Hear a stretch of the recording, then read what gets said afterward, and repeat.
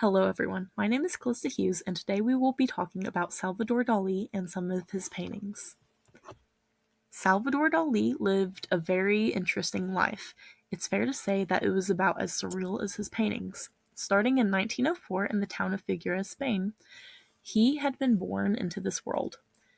But this wasn't the first time we had seen a Salvador Dali. 9 months before the birth of the artist, who we all know today, another child had passed. This poor child was Dali's 21-month-old brother, in which he shared the same name.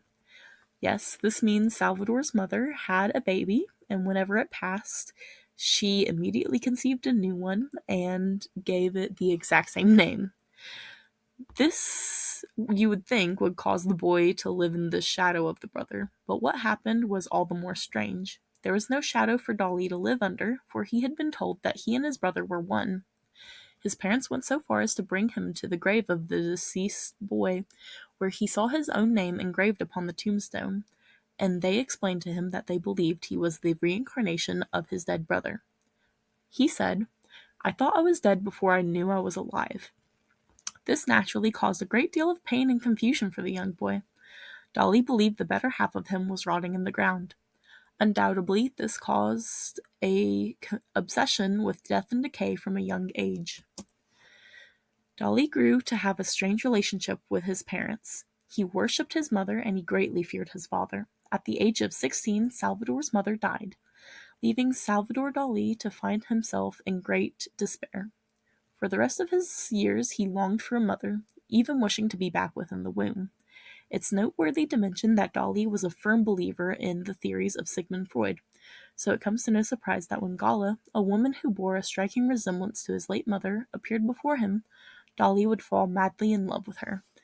He later married Gala, and she became his muse. This was not before, however, he enrolled into San Fernando Fine Art Royal Academy.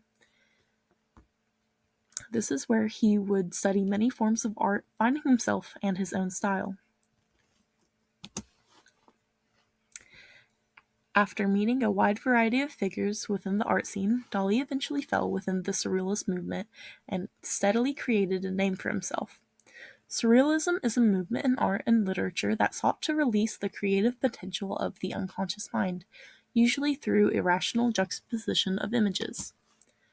Now, Dali had a very interesting creative process where he would explore multiple mediums such as oil on canvas, film, animation, sculpture. He did a lot more than that too. He did photography as well, but those are just to list a few. Um, one of the key techniques that he would use in his creative process was one where he would access the subconscious. He would perform a technique where he would hold a heavy object in his hand, such as a key, and then drift off into a slumber. Upon reaching unconsciousness, the key would drop to the ground and make a noise that would then wake the man from his sleep. Here he would find himself in a dreamlike state, and then he would paint the images that he saw. He would also make preliminary sketches that you can see over here to the left. These are actually sketches that he used in the paintings that we're going to be discussing today. Dali's creative process, in turn, gives his paintings a dreamlike effect and truly allows the viewer to see into Dali's mind. The three paintings I will be discussing exemplify his feelings of the untapped subconscious mind and are very important to the scheme of Dali's work. The first painting we will be discussing today has the title up there on the screen. It's a very complex work that really shows the essence of surrealism. This work is a tribute to the identification of DNA. Science is something Dali had a big interest in, and the double helix was being the only thing to tie mankind to God is an idea mused by Dali, influencing the religious imagery in this piece specifically.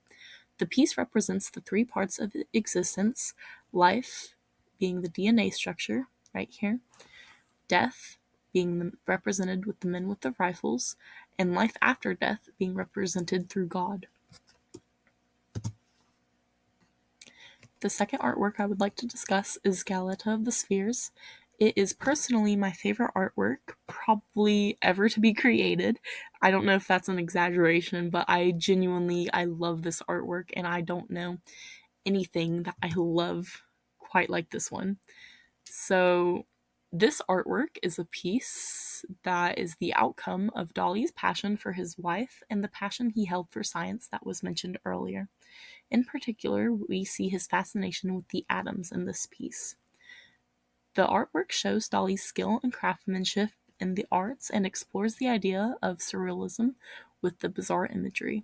The way he's able to paint a face through the juxtaposition of spheres, and he uses color to do this, and he uses shading. And if you look over here, he will use lines to form the collarbones, and it's all just so beautifully and elegantly done, and it really is something that you would see out of a dream. And the last piece we'll be discussing today is The Discovery of America by Christopher Columbus. I saved this piece for last because I think it truly exemplifies what surrealism is all about. If you look in the background, it is very complex, very, very dreamlike, very surreal. If you look over at the left, you will see Gala, who he is really just infatuated with, who he loves so much. And she is represented as a saint here.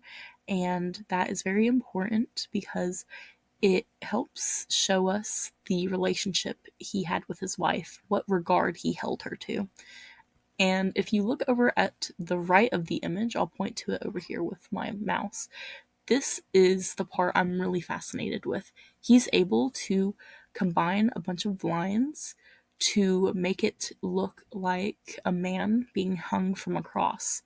And the way he does this, along with the complex background where you see figures just floating there, really makes this an ambitious and revolutionary piece, I would say.